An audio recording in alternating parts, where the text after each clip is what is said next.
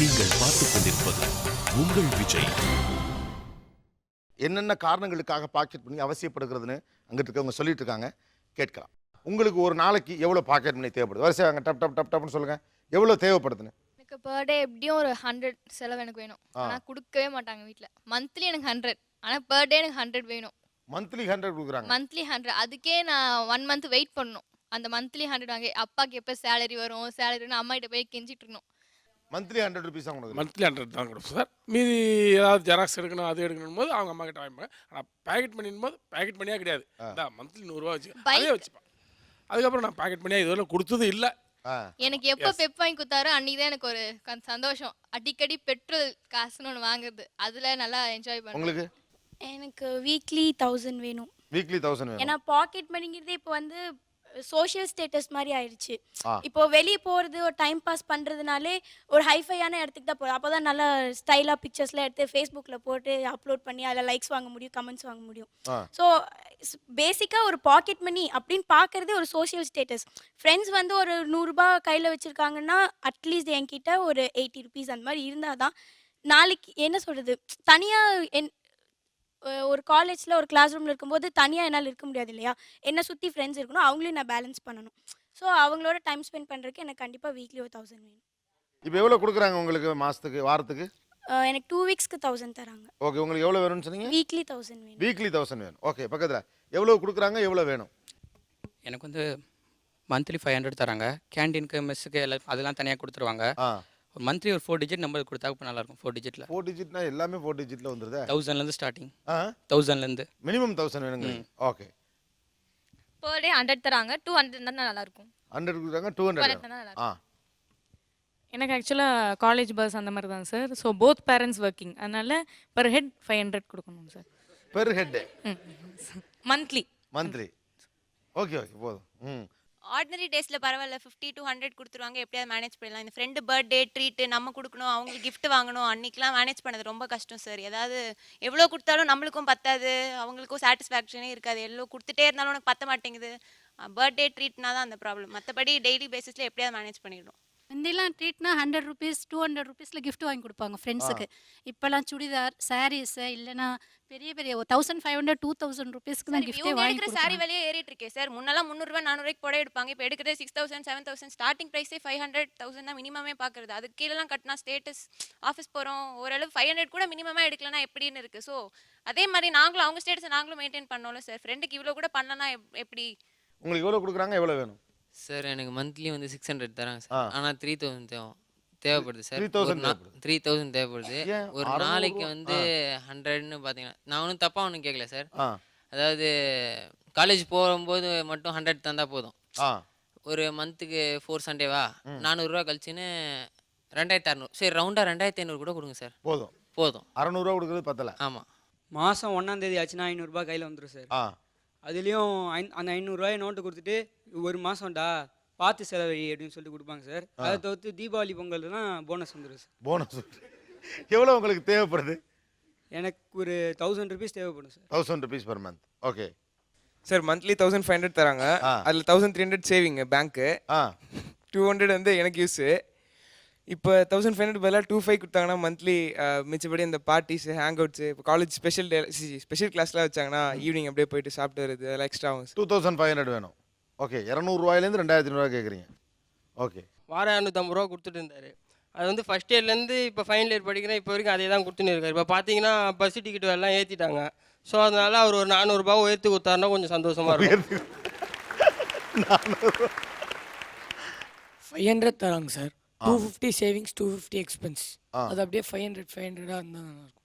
Okay, 500 இருந்தால் நல்லாயிருக்கும். வேறு சார் ஃபர்ஸ்ட் கொடுக்கறதே இல்லை சார்.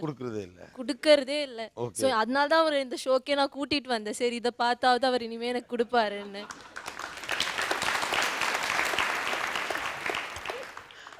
சார் எங்கள் அப்பா எனக்கு எதுவும் கொடுத்தது கிடையாது. சரி, பாக்கெட் பண்ணிட்டு ரொம்ப ஏழ்மையாக இருந்து வந்தவங்க நாங்கள்.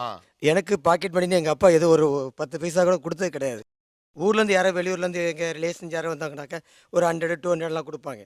அது வந்து நான் ஒரு கோல்டு மோதிரமாகவே நான் சேர்ப்பேன். எனக்கு கோல்டு மோதிரம் ரொம்ப லைக் எனக்கு. சரி, அது அந்த காலத்தில் வந்து அப்போ நான் சேர்த்துக்கிட்டே வந்தேன். அது இப்போ எங்கள் அக்கா கல்யாணத்துக்கு யூஸ் ஆச்சு. ஒரு 2.5 பவுன் கிட்ட இருக்கும் சேர்த்தது நான். அந்த 2.5 பவுன் நான் சேர்த்து அதை சேமித்தேன். அப்போ அந்த ஒவ்வொரு பைசாவினுடைய ஒவ்வொரு ரூபாயினுடைய வேல்யூ எனக்கு தெரியும். இவன் அந்த மாதிரி போயிடக்கூடாது அப்படின்ட்டு நான் பண்ணுறேன். நான் அவளுக்கு நான் இப்போ ட்ரெஸ் எடுத்தா கூட நல்லாவே எடுப்பேன். சார் எனக்கு எது பட் அவளை வச்சு எடுக்க எடுத்தாலும் மாட்டேன். பெஸ்ட்டாக தான் சார் எடுப்பார். எல்லாமே நான் பண்ணுறப்போ உனக்கு எதுக்கு எக்ஸ்ட்ராவாக பாக்கெட் மணி அப்படிங்கிற ஒரு கொஸ்டின் தான் சார் இப்போ. எதுக்கு சார் பாக்கெட் மணி நான் கொடுக்கணும்? என் ஃப்ரெண்டோட எங்கேயாவது வெளியில் போகணுன்னா, லீஷராக வெளியில் போகணுன்னா, என்டர்டெயின்மெண்ட்டுக்கு எல்லாத்துக்கும் வேணும்ல சார். வீக்லி ஒன்ஸ் நான் ஷாப்பிங் கூப்பிட்டு போகிறேன். அவள் என்ன தேவையோ வாங்கி தரேன். அதுக்கு மேலே நான் ஏன் சார் பாக்கெட் மணி கொடுக்கணும்? சினிமாவுக்கு கூப்பிட்டு போகிறேன், பீச்சுக்கு கூப்பிட்டு போகிறேன், அவளுக்கு என்னென்ன என்டர்டெயின்மெண்ட்டுமோ எல்லாமே பண்ணுறேன். சினிமாக்கு கூட சார் இப்போ என்ன நான் கேட்பேன் சார், சினிமாக்கு போகணும் ஃப்ரெண்ட்ஸ் கூட, என்ன இந்த மூவி தானே நான் புக் பண்ணுறேன் நீ என் கூட வா அப்படி தான் சார் சொல்லுவார். அதெல்லாம் ஒன்றும் வேண்டாம் என்டர்டெயின்மெண்ட் எல்லாம் அப்படி தான் சார் சொல்லுவார். ஆக்சுவலாக இந்த மாதிரி கையில் காசே தராமல் எல்லாத்தையும் நானே பண்ணுறேன் அப்படின்னு பண்ணுறது உங்களுக்கு எவ்வளோ சிரமமான விஷயமா இருக்கு?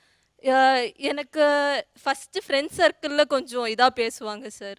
சொல்லுவாங்க நீ இப்போ காலேஜ் படிக்கிற, you should have that maturity. இப்போ நீ என்ஜாய் பண்ணலன்னா எப்போ நீ என்ஜாய் பண்ணுவ?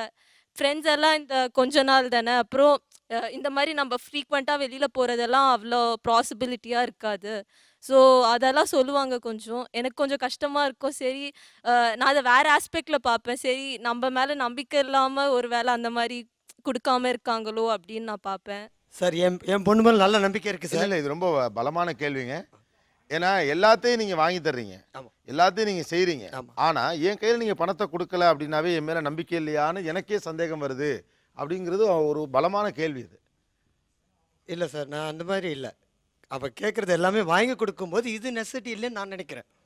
எல்லாமே நீங்கள் பண்ணி கொடுத்துறீங்க இல்லைன்னு சொல்ல. ஆனால் அந்த வயசுக்கு வரப்போ அந்த காலேஜ் பிள்ளைங்க சும்மா கொஞ்சம் கையில் கொஞ்சம் தேவைக்கு காசுன்னு ஒன்று வச்சுருக்கத்தானே வேணும். அப்படி ஒரு காலமாக தானே இது இருக்குது.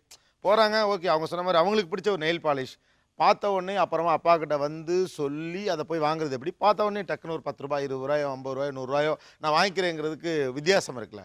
அந்த சுதந்திரத்தை ஏன் கொடுக்கக்கூடாதுன்னு கேட்குறாங்க. இல்லை, ஃபஸ்ட்டு அவள் வெளியில் தைரியமாக போயிட்டு வராளான்னு கேளுங்க. நான் கொடுக்குறேன். இல்லை, வெளியில் போயிட்டு வரால. இல்லை சார், அந்த அளவுக்கு சுதந்திரமா அவங்க போகிறதில்ல. எது இருந்தாலும் அப்பா அம்மாவை எதிர்பார்க்குறாங்க.